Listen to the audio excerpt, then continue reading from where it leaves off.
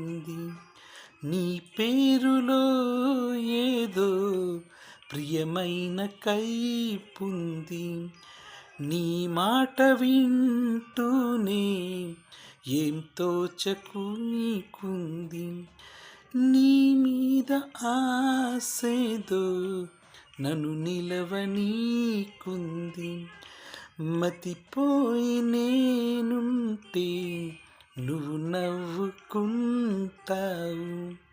ఈ వేళలో నీవు ఏం చేస్తూ ఉంటావు అనుకుంటూ ఉంటాను